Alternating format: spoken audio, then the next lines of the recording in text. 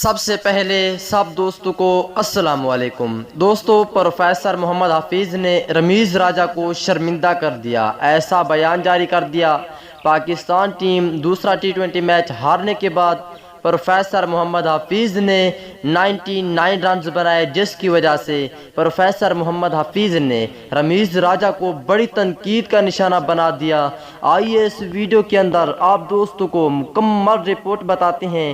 جلدی سے میرے پیارے اور خوبصورت دوستو، اس ویڈیو کو لائک کریں، چینل کو سبسکرائب کریں، بیل آئیکن دبا کر آل پر لازمی کلک کر دینا ہے، اور محمد حفیظ کے حوالے سے ایک پیارا سا کمنٹس بھی لازمی کریں۔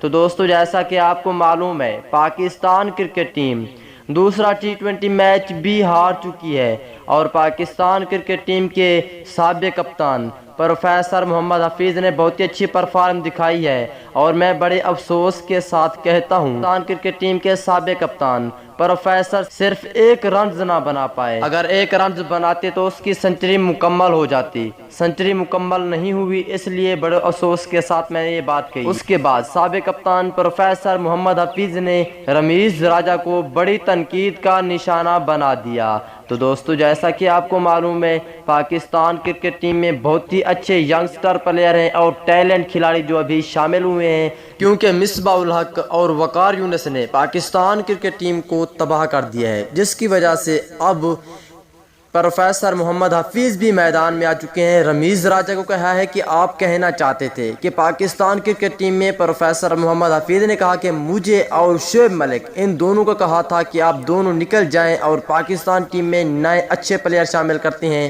تم 40 سال کے یا اوپر ہو چکے یا بوڑھے ہو چکے، جس کی وجہ سے تم جلدی کرکٹ چھوڑ دو۔ پروفیسر محمد حفیظ نے کہا کہ آپ نے نوجوانوں کا کمال دیکھا اور آج آپ نے میرا بھی کمال دیکھا۔ آپ اس بارے میں کیا کہنا چاہتے ہیں؟ رمیز راجہ کو کہا ہے کہ آپ لوگ محمد حفیظ کے بارے میں ایک پیارا سا کمنٹ سے لازمی کر سکتے ہیں۔